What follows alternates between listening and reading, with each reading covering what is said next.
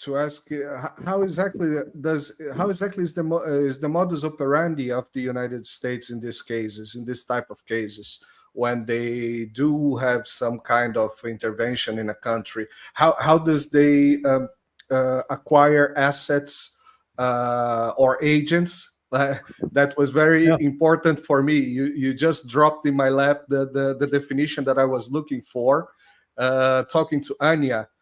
Yes. And I wanted that definition, the separation between a CIA agent and a CIA asset, or an intelligence, a CIA agent or asset.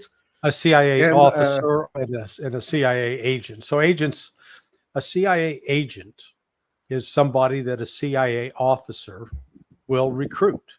So it would be if a CIA intelligence officer who's working in Brazil, whether they're under official cover or if they're even under non-official cover, their goal is to find Brazilians who are well placed, who have influence, who have access to information the United States wants to get, and then you recruit them. You find out what's their motivation, what's their weakness. Now, it used to be during the good old days of the Cold War, the United States had a moral advantage over the Soviet Union. We could offer the fact that the United States was a more free place, that there was greater economic, that you didn't have to be the member of the Communist Party and have special connections in order to get the best schooling and the best opportunity.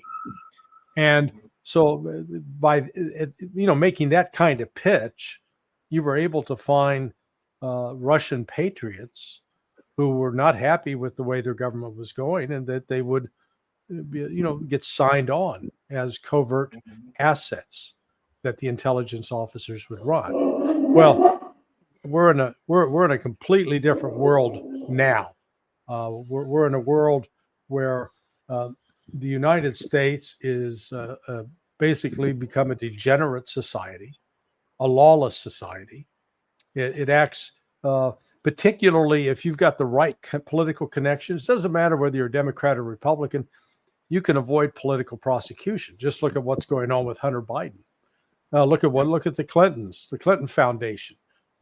They got a license to steal and committed tax fraud on an enormous scale.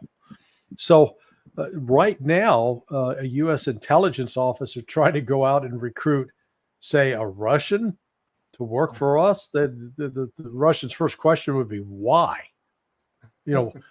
What's in it for me? You can't pay me enough money to take that kind of risk.